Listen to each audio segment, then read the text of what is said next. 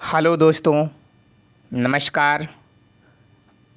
मैं विवेक और आप लोग देख रहे हैं विद्यावती एकेडमी।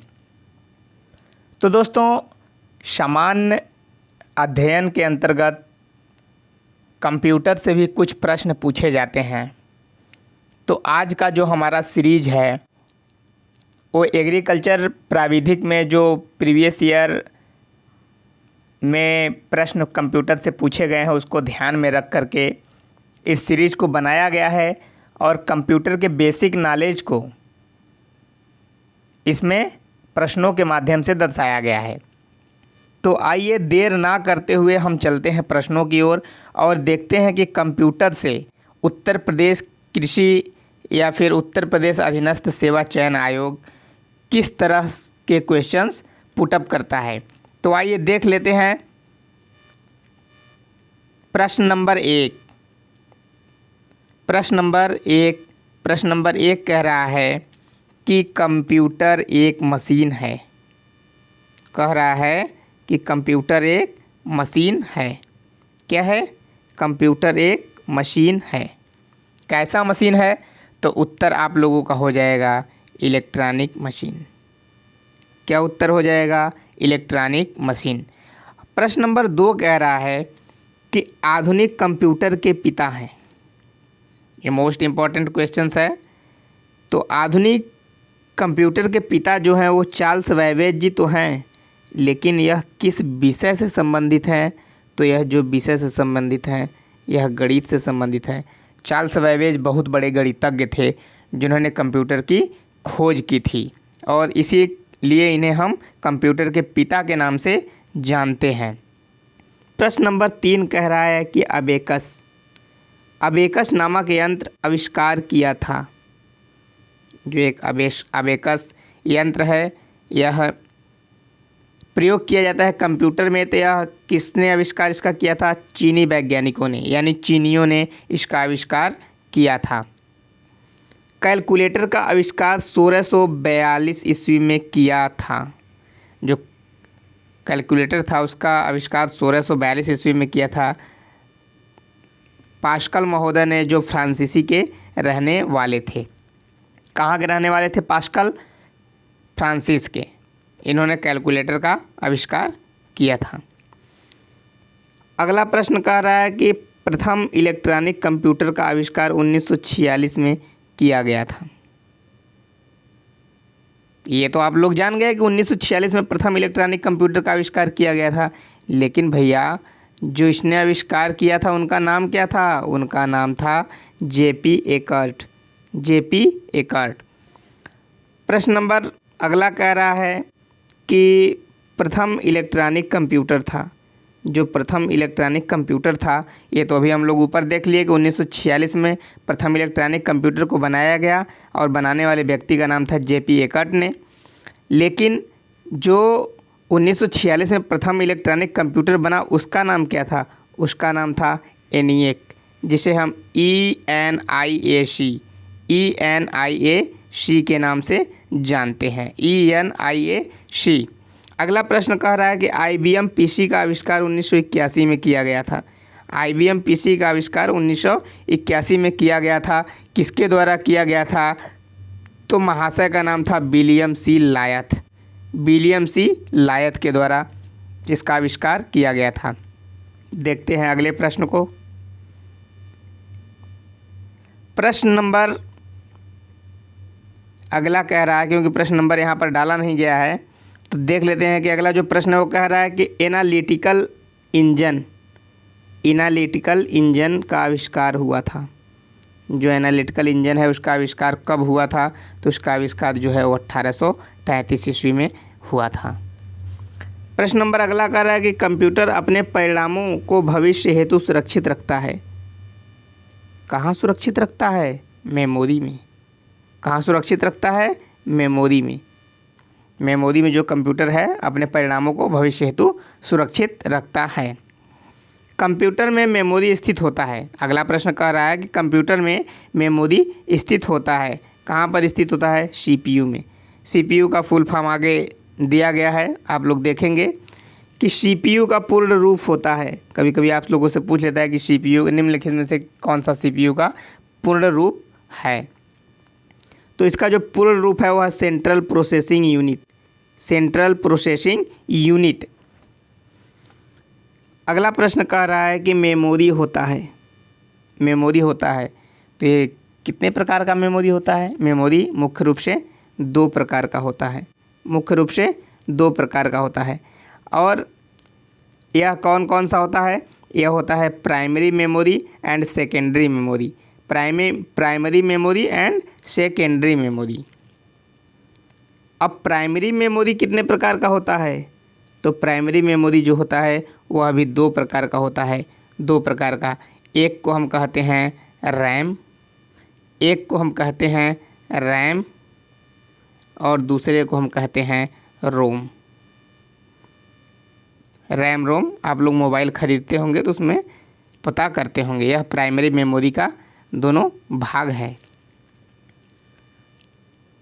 आगे कह रहा है कि कंप्यूटर स्क्रीन पर छोटी टिमटिमाती, कंप्यूटर स्क्रीन पर छोटी टिमटिमाती रेखा कहलाती है। जो कंप्यूटर स्क्रीन होता है उस पर एक रेखा हमेशा मूव करती रहती है, उस रेखा का नाम है कर्सर। उसको हम क्या कहते हैं, उसको हम कर्सर कहते हैं। क्या कहते हैं, उसको हम कर्सर कहते हैं। अगला प्रश्न है सेकेंडरी मेमोरी होता है। प्राइमरी मेमोरी को तो हम लोग देख लिए कि वो दो प्रकार का होता है। कौन कौन सा होता है, एक होता है रैम, एक दूसरा होता है रोम। लेकिन यहाँ पर पूछ रहा है सेकेंडरी मेमोरी होता है, सेकेंडरी मेमोरी होता है कितने प्रकार का। यह चार प्रकार का होता है। इसी के अंतर्गत CD, HD, SSD ये सब का प्रयोग किया जाता है।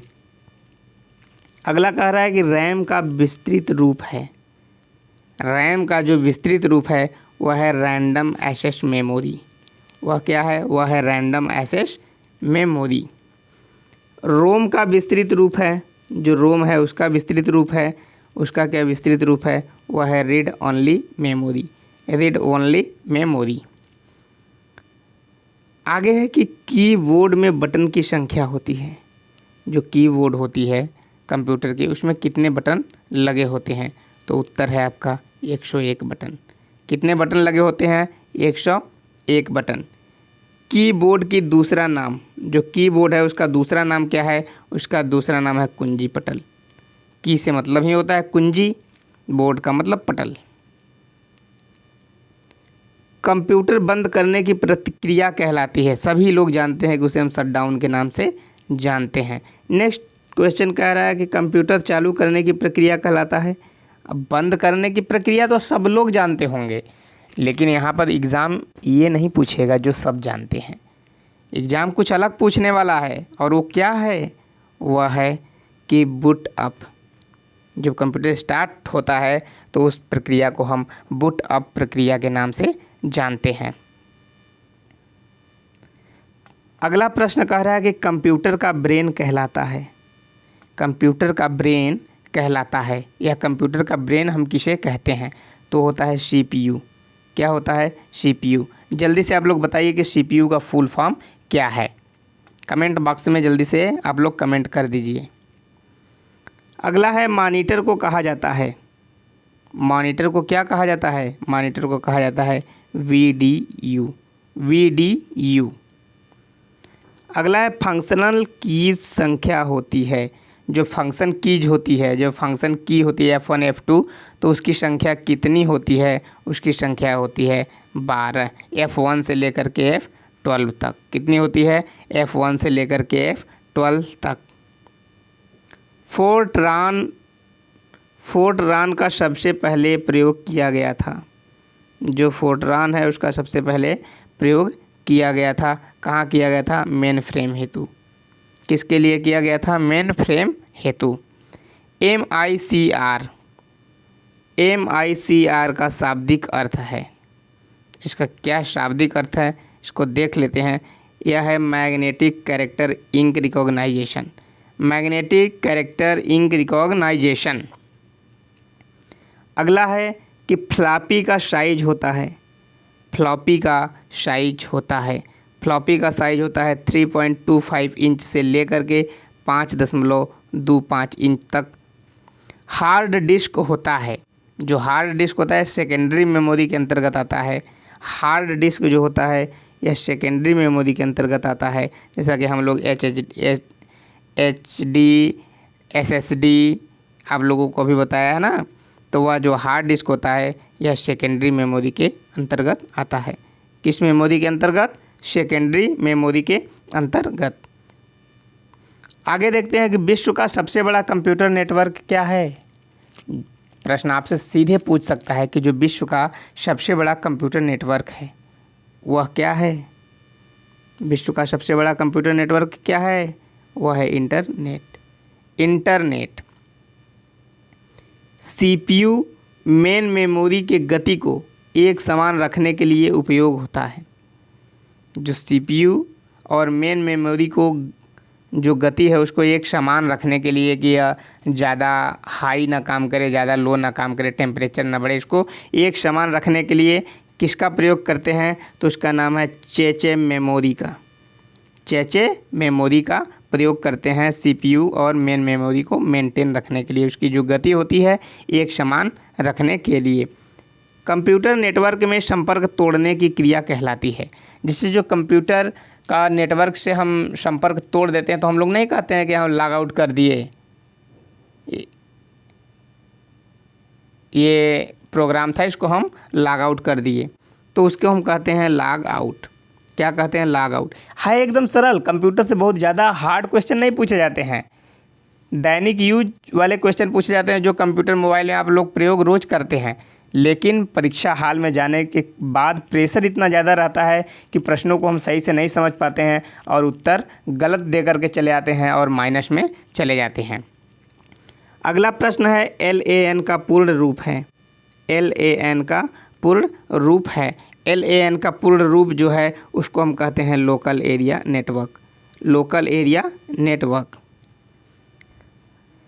अगला प्रश्न कह रहा है कि कंप्यूटर की प्रोसेसिंग गति को मापा जाता है। जो कंप्यूटर की प्रोसेसिंग गति है उसको किस में नापा जाता है? उसकी यूनिट क्या है? उसकी यूनिट है मेगाहर्ट्ज़। मेगाहर्ट्ज़ जिसे हम MGH के नाम से जानते हैं। MGH के नाम से जानते हैं। नेक्स्ट कह रहा है कि WAN का पूर्ण रूप है। WAN का पूर्ण रूप है। तो WAN का जो पूर्ण रूप है वह है वाइड एरिया नेटवर्क। क्या है मित्रों? वह है wide area network. Wide area network. Bharat का सर्वाधिक शक्तिशाली सुपर कंप्यूटर है। जो भारत का सर्वाधिक सुपर कंप्यूटर है, जो सर्वाधिक शक्तिशाली, वो इंडिया का है। तो उसको हम किस नाम से जानते हैं? उसका नाम क्या है? उसका नाम है परम पद्म। परम पद्म जो कंप्यूटर है वो भारत का सर्वाधिक शक्तिशाली सुपर कंप्यूटर है।